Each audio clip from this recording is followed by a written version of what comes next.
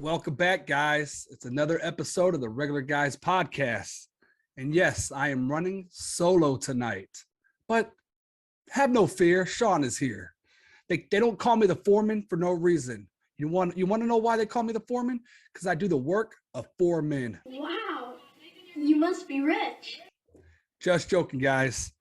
We missed the guys. They'll be back. Maddie's on his anniversary. Hopefully he's having a great time. And my boy Jacob, still getting things together, but he'll be back shortly. But I'm gonna get this episode started, and we're gonna have a couple topics. It's not gonna be a long episode, but I wanted to get something out here for you guys because you guys are showing us so much love. 87 subscribers. We're almost at that 100 mark. We really want to thank you guys. So the few topics I want to start off with today is I want to start talking about the Rookie of the Year, the Coach of the Year, and the MVP award, midseason awards. It's only the midseason, but who is favored in these awards? I'm going to give my opinion. I want to hear your guys' opinion too. So please leave a comment below and let me know what you think, if you agree or if you disagree. And I love when you disagree. Okay, I'm going to start off with the Rookie of the Year. And before I tell you so far who I have as number one, I want to give some props to a rookie that's just balling out of control. And that's Sauce Gardner. He's unbelievable. I'm not a Jets fan. I don't like anything New York besides the Ninja Turtles, for crying out loud. But Sauce Gardner has been balling all year. He's shutting down right now. Quarterbacks don't even want to look his way. But we know the NFL, it's an offensive driven league. And it's going to be hard for someone like Sauce to get that Rookie of the Year award. But right now, I'm going to give it to Chris Olave out of New Orleans. He's been their most reliable weapon. Thomas has been hurt. Kamara's missed a game or two. Jameis Winston is down. Andy Dalton's coming in. But Chris Olave has been that consistency that they need. So far, he has 37 receptions for 547 yards. He's on the pace of getting 1,200 yards, which is great for any wide receiver. So right now, I will say Chris Olave is definitely number one on the Rookie of the Year. But guys, you got to give Sauce Gardner some props. He is balling. Okay, let's go to Coach of the Year. I think there's two guys above everybody else, but I do have a sleeper. And I'm going to tell you who the sleeper is. So my sleeper pick right now is Pete Carroll. He's got the Seattle Seahawks at 5-3 with Geno Smith as their quarterback. How insane is that? If someone told you Geno Smith was going to be your quarterback of the team at the beginning of this year, you're like, we're going to get the number 1 or 2 pick probably. Pete Carroll has resurrected Geno Smith's career, and Geno Smith is just going off this year. And I love to see it. I love to see that underdog.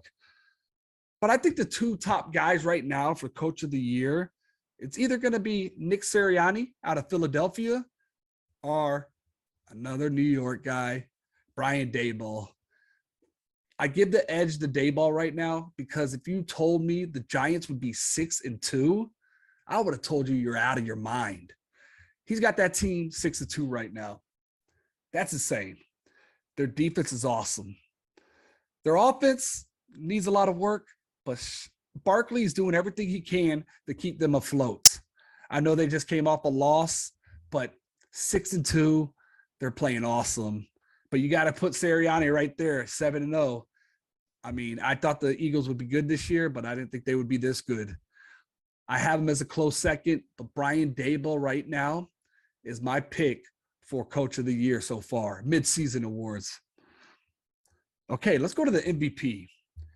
I know everybody's going to say it's a two-man race, Josh Allen or Patrick Mahomes. It's a quarterback-driven league, and everybody knows my love for Josh Allen. He's awesome. And I actually give him the edge over Patrick Mahomes right now. They have similar stats, but Allen did go in Mahomes' house and beat him.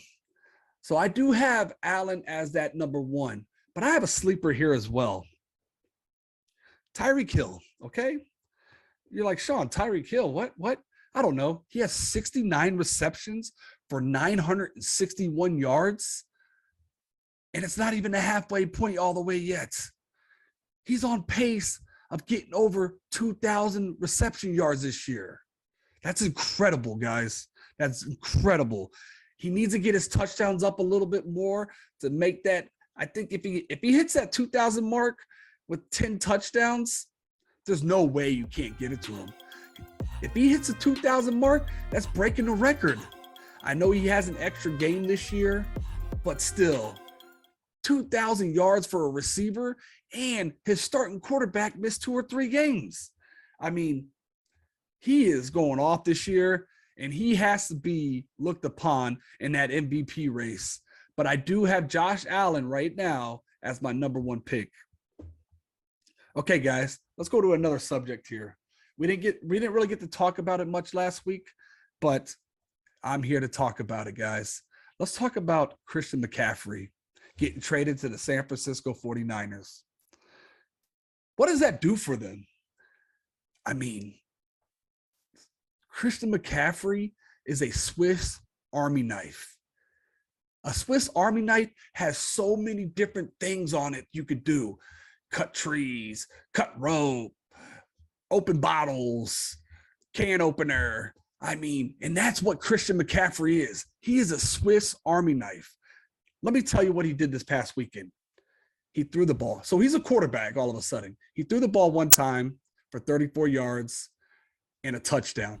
And let me tell you, that ball was a perfect spiral. So yeah, he's a quarterback. Okay, what else is Christian McCaffrey? Okay, how about a receiver?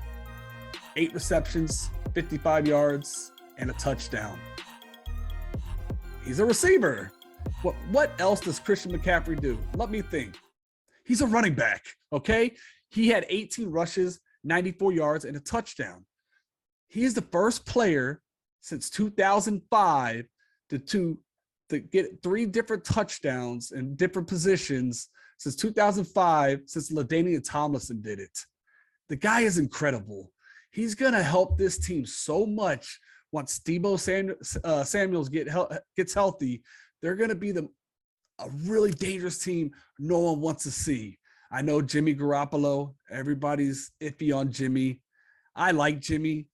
I think he has the weapons enough to take it to the next level, and they definitely have the defense. They have Nick Bosa, who's going out of control this year. I would say he's probably second in the Defensive Player of the Year award, behind, of course, Micah Parsons, who's just running back touchdowns. Amazing. But anyways, let's not get off topic. The 49ers are the team, I think, if they're playing at the highest level that they can, would be the scariest team to go into the playoffs, especially with the Christian McCaffrey pickup. We got to keep an eye. Let me know what you guys think about the Christian McCaffrey pickup. Do you think that takes the 49ers to another level, or do you think Jimmy Garoppolo just can never get over the hump? I think he can make it to the Super Bowl again, honestly, if they're playing at the highest level that they can.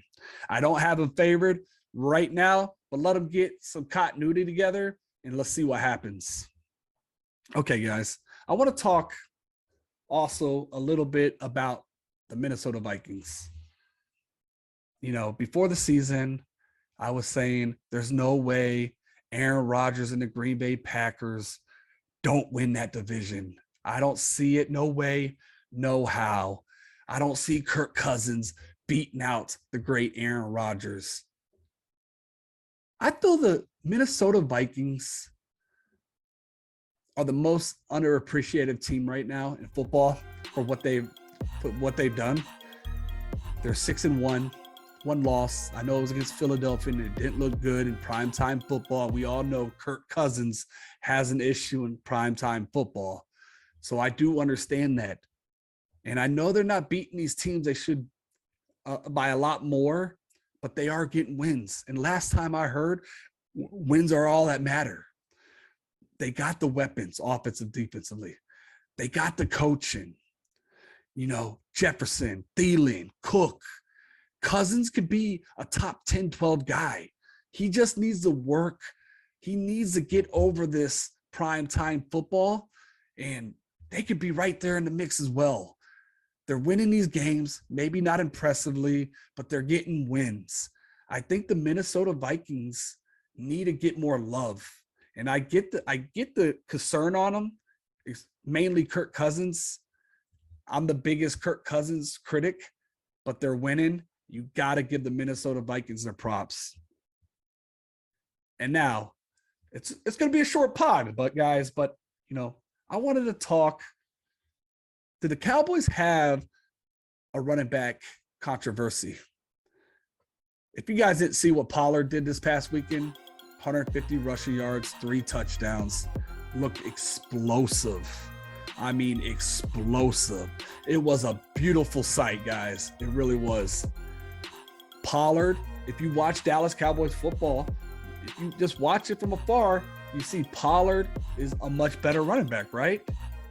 I wouldn't quite say that, guys. So here's my dilemma on here. Ezekiel Elliott does a lot more than just run the ball. First of all, he can block his tail off. Also, Zeke always goes forward.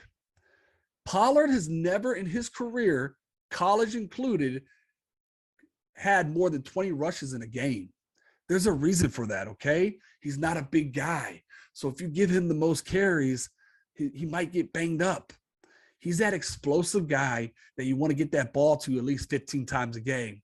But I still say you got to give Zeke at least 15 as well. Zeke is that power back that beats you up, wears you out, and Pollard can be that explosive back for you. The NFL is becoming a 2-back league, okay?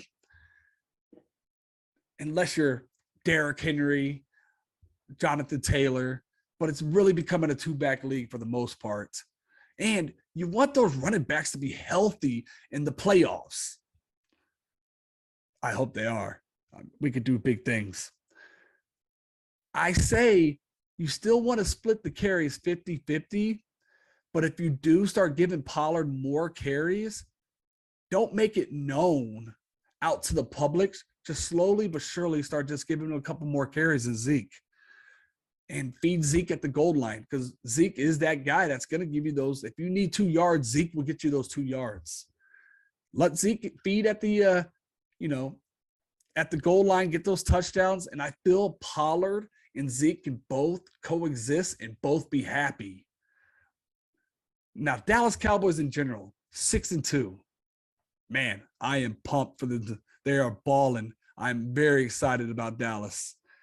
I'm trying not to get too excited, but 6-2. I was done with the Cowboys after week 1, okay, guys?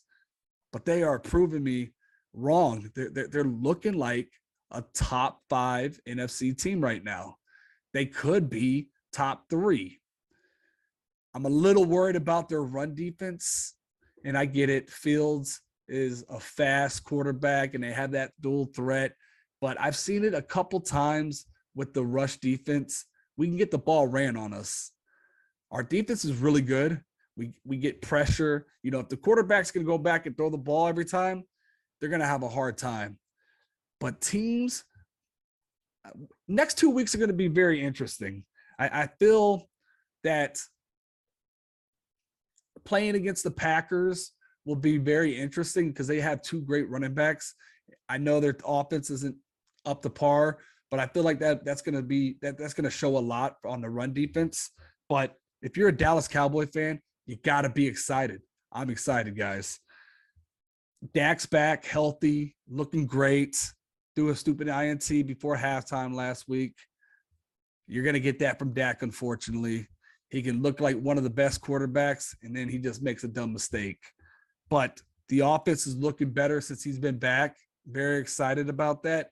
At the midseason part, 6-2. I'm very happy with that. Okay, guys. The pod, that's it tonight. It's a short episode, rolling solo. Let me know what your comments, comment below and let me know what you think about my Rookie of the Year, Coach of the Year, and my MVP. Who do you have? Let me know down. Next week we'll be at full swing again. I wanted to bring this pod out to you guys just to show you, we really appreciate it. All the love that you're showing us. Thank you very much. So until next time, peace. You are now listening to Regular Guys Podcast.